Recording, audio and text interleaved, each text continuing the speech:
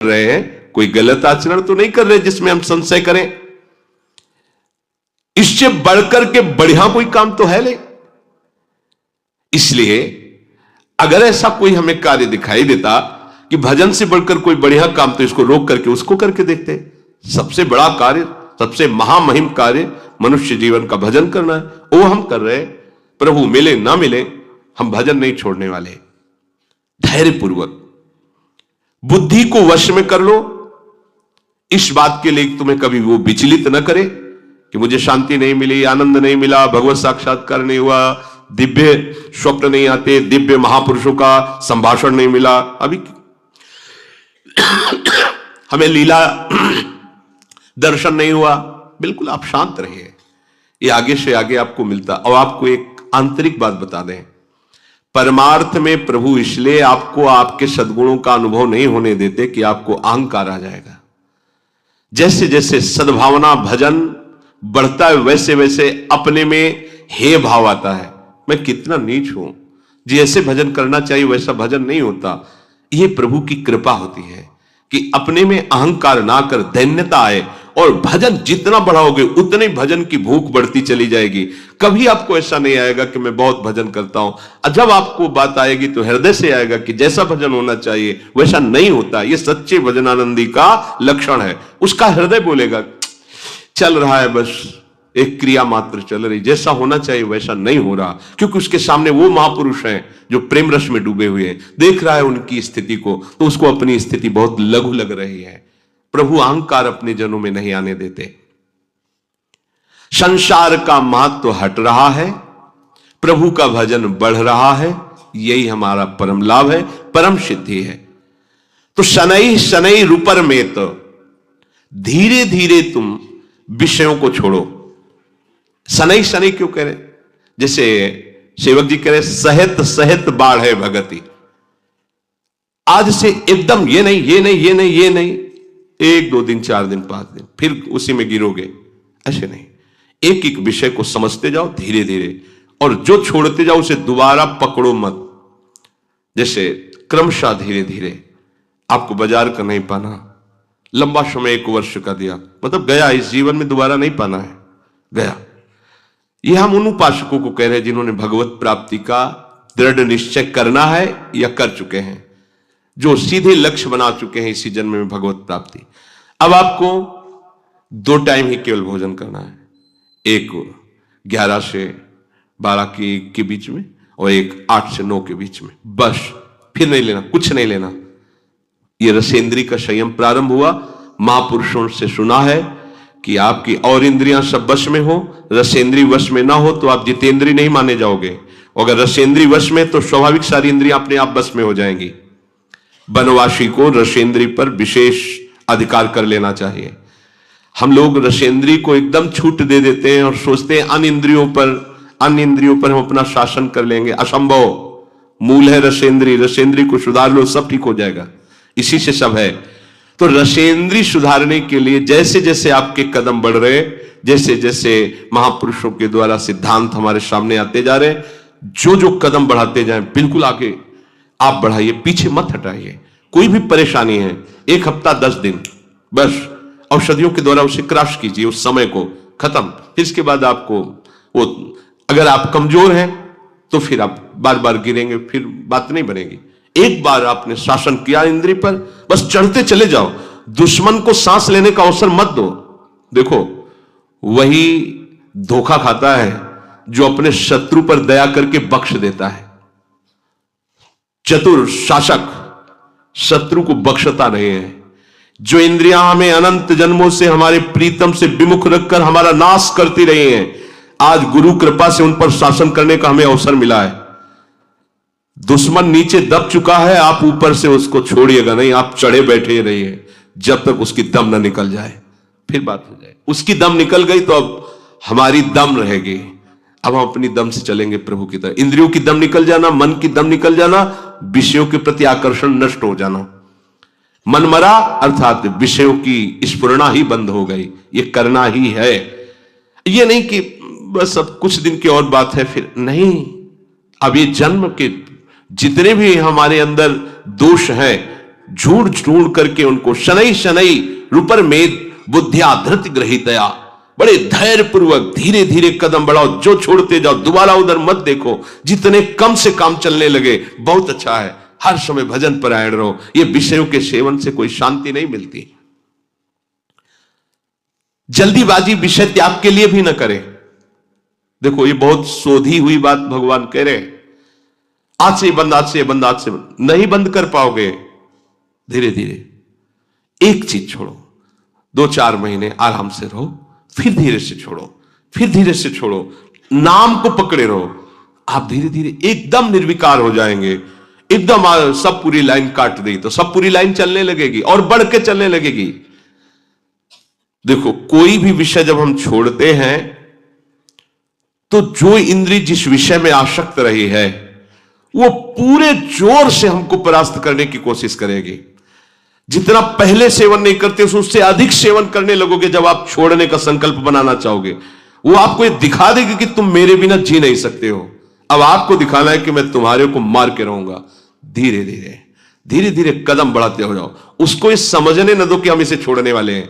धीरे, और एकदम नहीं छोड़ा जाता। धीरे धीरे छोड़ते छोड़ते ऐसी ऊंचाई पर पहुंचे, बस राधे श्याम। जहां छूटा तो दोबारा नहीं स्वीकार करना, ध्यान रखना। धीरे धीरे भगवान कह रहे शनै शनै रुपर में बुद्धिया धृत गृहीतया, धीरे धीरे उपेक्षा करते हुए ठान लिया है कि अब इसे नहीं खाना है पर खाएंगे।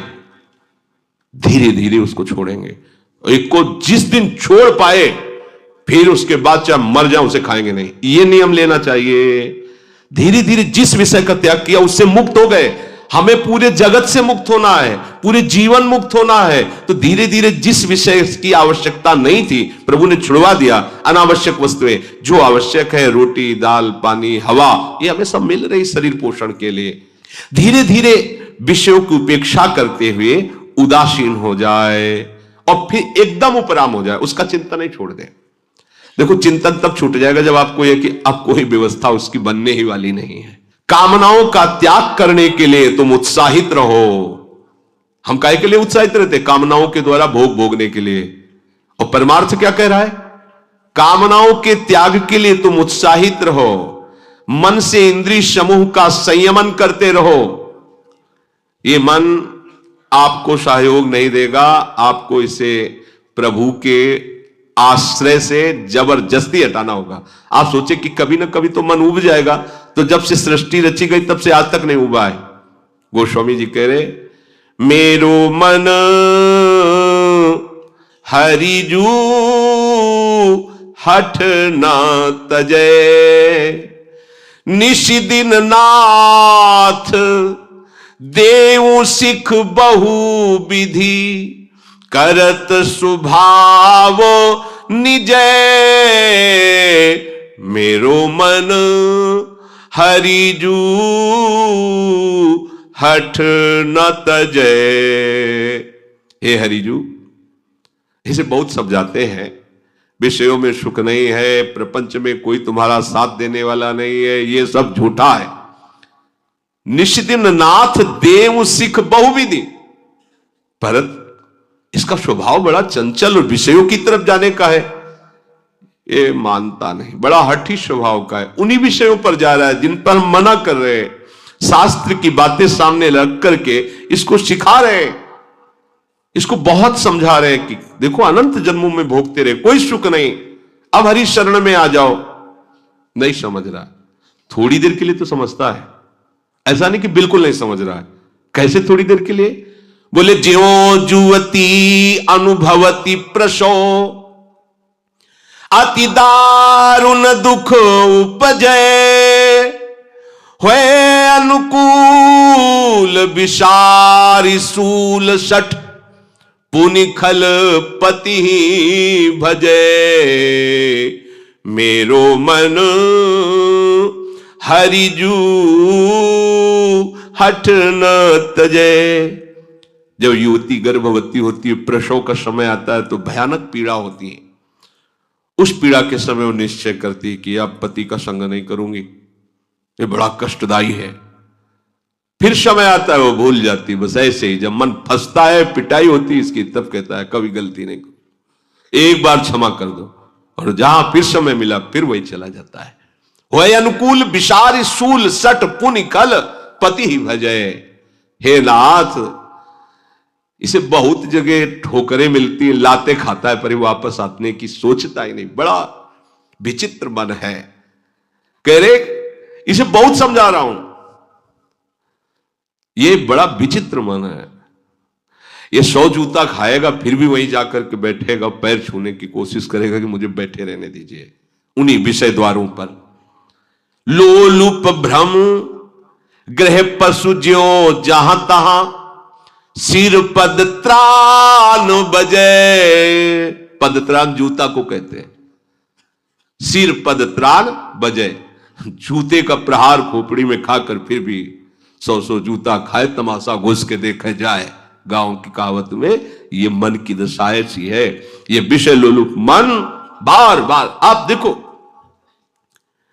5 मिनट के अपराध में पूरे जीवन के लिए सजा हो जाती है।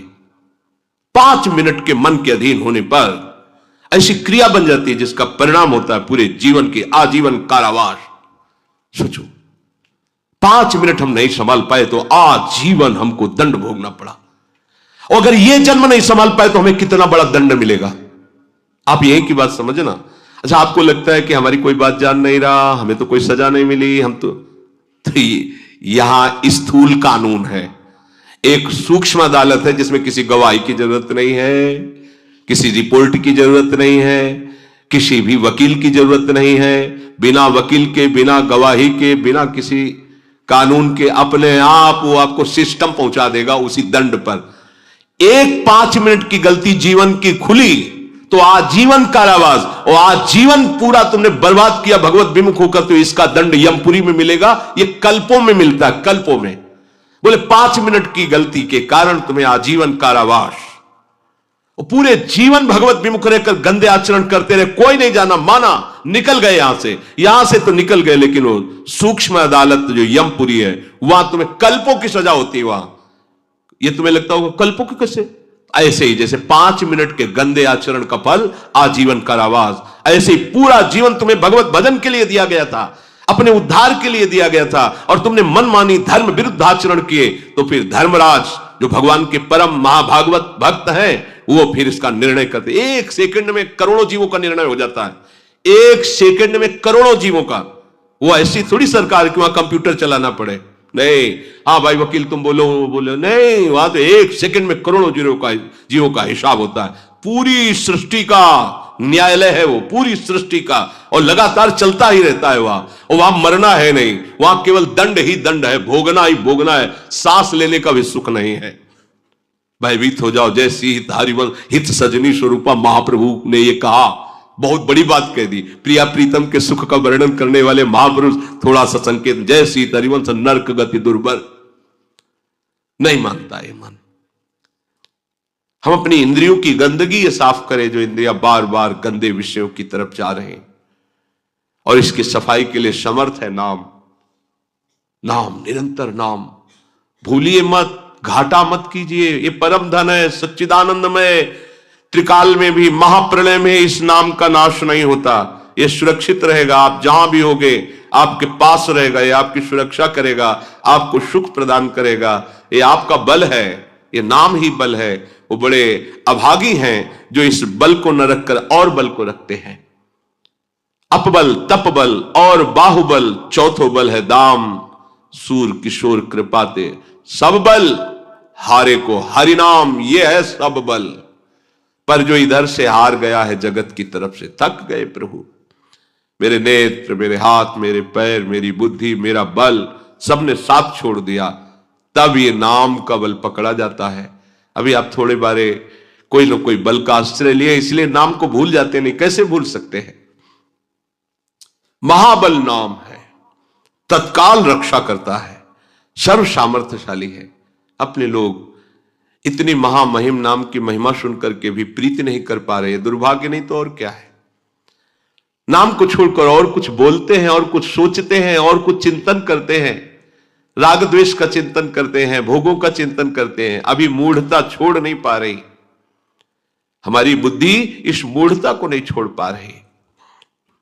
तो भगवान कह रहे छोड़ो, श्री भगवान कह रहे बुद्धि में ऐसा धैर्य रखो, धीरे धीरे इन विषयों को छोड़ते चले जाओ, इनसे उपराम होते चले जाओ, एकमात्र अपने आराध्य देव युगल सरकार में सम्यक रूप से बुद्धि की स्थापना कर दो। धीरे धीरे विषय छोड़ने की बात कही गई। एकदम उकताया हुआ हाथ छोड़ा, 10 दिन बाद फिर उसी में गिर गए, ऐसा नहीं। क्रम से धीरे धीरे जितना पैर आगे बढ़ाओ, फिर पीछे मत हटाओ। जो छूटा उसे दोबारा सेवन मत करो, वो हमारा जीवन नहीं है। उसके बिना हमारा जीवन चल जाएगा, लेकिन प्रभु के बिना हमारा जीवन नहीं चलेगा। संसारी आदमी का जीवन प्रभु के बिना चल रहा है ऐसा अनुभव में आता है उसको। रुपया नहीं तो जीवन नहीं, रिश्ते नाते स्नेह संबंधी नहीं तो हमारा जीवन नहीं, भोग सामग्री नहीं तो जीवन नहीं, तो फिर क्या आत्महत्या कर ले, यही हो रहा है। लेकिन वास्तविक बात है प्रभु नहीं तो हमारा जीवन नहीं, उन्हीं से हमारा जीवन। जब ये समझ जाओगे तो ये बात नहीं आएगी कि मैं अपने शरीर को नष्ट कर दूं। आपका हृदय किसी भी परिस्थिति, किसी भी समस्या में हो, आनंदित रहेगा, क्योंकि आपके जीवन धन आपके साथ है। और वो जीवन धन कौन है? जो अनंत ब्रह्मांडों के स्वामी। तो कमी क्या? फिर क्या कमी? फिर उदासता कैसी रहेगी, फिर निराशा कैसी रहेगी? समझो इस बात को। बुद्धिया धृत ग्रहीतया, उपासक जब साधना करता है, उपासना करता है, तो उसको काम क्रोध की ऐसी चोट लगती है कि घबराता है, उकताहट पैदा होती है, जल्दी भगवत साक्षात्कार हो जाए, झंझट खत्म हो। क्योंकि आसपास से उसको इतना ताप लगता है विकारों का कि वो सोच ही लेता जल्दी से भगवत प्राप्ति हो। हाँ, अभी 3 दिन हुए, नहीं हुई, पता नहीं इस मंत्र में ताकत है कि नहीं है, इस साधना में है कि, छोड़ो, दूसरी पकड़ो, तीसरी पकड़ो। नहीं, ऐसे नहीं चला जाता परमार्थ में। ये भगवत मार्ग है, धैर्य पूर्वक चला जाता है। बुद्धिया धृति ग्रहीतया, कभी भी इस मार्ग में निराशा हमें लानी ही नहीं है। बहुत ध्यान से सुनना। भजन करते समय, ध्यान करते समय, भगवत आराधना करते समय हमारे हृदय में ये माया जनित प्रेरणा आएगी। देखो ना, इतने दिन करते हुए तुम्हें क्या लाभ मिला, वो आपको इधर से हटाएगी। ये माया का क्षेत्र है। ये जो विचार आ रहे हैं, इतने दिन हो गए तुम्हें भजन करते, ब्रह्मचर्य रहते, तुम्हें साधन करते, क्या मिला? और देखो ना इन लोगों को कितने आनंदित है, विषयों में खेल रहे हैं, जो चाहे वो भोग रहे हैं, जो चाहे वो खा रहे, कितनी मौज मस्ती है। और इतने दिनों से हम ये संयम, ये संयम, ये संयम, मिला क्या यार? जिंदगी तो वैसे ही जलते हुए जा रही। ये प्रेरणा करेगी माया, ये भ्रम पैदा करेगी। अभी भगवत प्राप्ति तो हुई नहीं, कोई आनंद तो आया नहीं, आगे क्या होगा जब इतने दिनों से नहीं आया है? इस बात को लेकर साधक को माया अपने में आकर्षित करती है। देखो उधर नहीं मिला ना, इधर तुरंत देंगे, ये भोग भोग लो, ये देख लो, ये सूंघ लो, ये खा लो, ये पी लो। और साधक भूल कर बैठता है, कर बैठता है। जो असावधान साधक है वो चख लेता है, फिर जो जहर चढ़ता है वासना का, फिर उपासना में प्रवेश ही नहीं हो पाता। साधक को सावधान रहना है कि हम भजन का अभ्यास जो कर रहे हैं यही सिद्धि है। बार बार वही बात समझाई जा रही। आपको उकताने की जरूरत नहीं, घबराहट नहीं, निराशा नहीं, उकताना नहीं है, धैर्य रखना है। बिल्कुल साधन में सफलता नहीं मिल रही, बहुत समय तक सफलता नहीं मिल रही, अर्थात कोई दैवी संपत्ति नहीं दिखाई दे रही, कोई भगवत आनंद नहीं लग रहा, फिर भी सत्य है नाम, सत्य है धाम, सत्य है भगवत मार्ग, चुपचाप चलते रहो, तुम्हारे अशुभों का नाश हो रहा है, तुम्हें पता नहीं चल रहा है।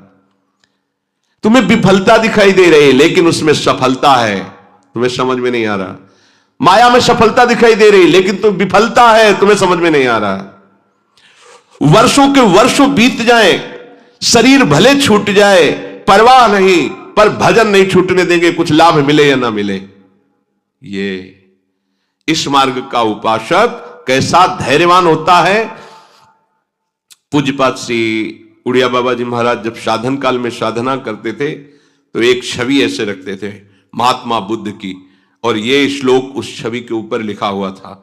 और उस छवि में महात्मा बुद्ध की हड्डी हड्डी केवल शरीर में रह गई थी, शुष्क एकदम शरीर सूख गया था, कृष्ण एकदम शरीर, आंख मूंदे हुए एक वृक्ष के नीचे बैठे हुए, ऊपर ये श्लोक लिखा हुआ था, इहासने शुष्यतु मे शरीरम त्वगस्थिमांशं प्रलयं च यातु अप्राप्य बोधम बहुकल्प दुर्लभम नैवासनात् कायमिदं चलिष्यति।